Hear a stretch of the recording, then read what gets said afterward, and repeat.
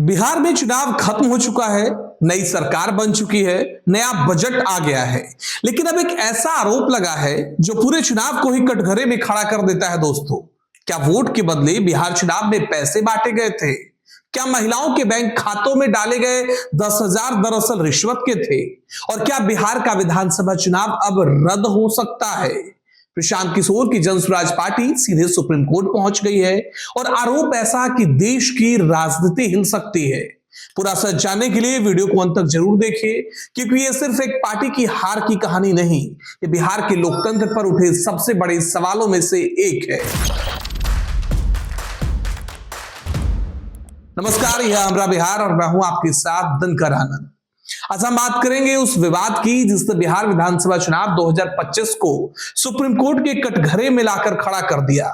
Jan Suraaj party, जिसे चुनावी रणनीतिकार प्रशांत किशोर चला रहे हैं, उसने सीधा आरोप लगाया है कि चुनाव के दौरान वोटरों को पैसे देकर प्रभावित किया गया। अब सवाल है कि आरोप कितना बड़ा है, सबूत क्या है और क्या वाकई चुनाव रद्द हो सकता है क्या? चलिए पूरे मामले को एक एक परत खोलकर समझते हैं। तो बिहार विधानसभा चुनाव 2025 में मुख्य मुकाबला एनडीए बनाम महागठबंधन का था। इसी बीच एक नई पार्टी मैदान में उतरी, नाम जनसुराज पार्टी। प्रशांत किशोर ने दावा किया कि बिहार की जनता बदलाव चाहती है। लगभग हर सीट पर उम्मीदवार उतारे गए, जमीन पर पदयात्रा हुई, लेकिन नतीजा जनसुराज को एक भी सीट नहीं मिली और यहीं से कहानी ने एक खतरनाक मोड़ लिया। चुनाव खत्म होते ही जनसुराज ने एक बड़ा दावा किया। चुनाव के दौरान लाखों महिलाओं के बैंक खातों में 10,000 ट्रांसफर किए गए। पार्टी का कहना है कि यह पैसा मॉडल कोड ऑफ कंडक्ट लागू रहते हुए दिया गया। करीब 25 से 30 लाख महिलाएं इसकी लाभार्थी थी।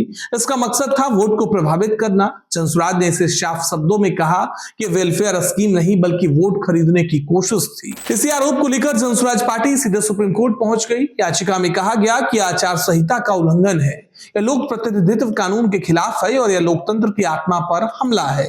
जनसुराज ने मांग की कि बिहार विधानसभा चुनाव को रद्द किया जाए, नया चुनाव कराया जाए। अब ये कोई छोटा मामला नहीं रहा, ये सीधा संवैधानिक मुद्दा बन चुका है। दोस्तों, सरकार और उसके समर्थक कहते हैं कि ये कोई रिश्वत नहीं, ये महिलाओं के सशक्तिकरण की योजना थी।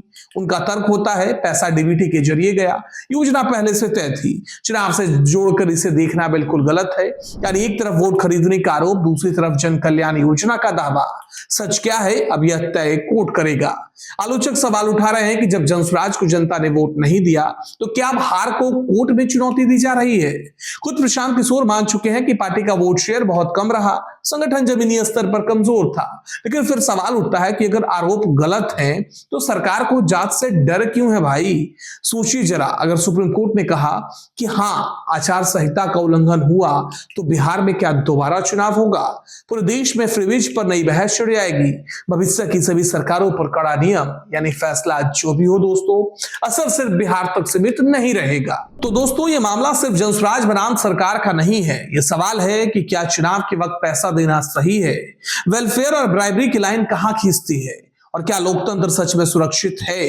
आप क्या सोचते हैं? क्या ये वोट खरीदना था या सिर्फ एक योजना को गलत तरीके से पेश किया गया? कमेंट में अपनी राय जरूर लिखिएगा। वीडियो पसंद आया हो तो लाइक, शेयर और सब्सक्राइब करना ना भूलें। मिलते हैं अगली वीडियो में। नमस्कार।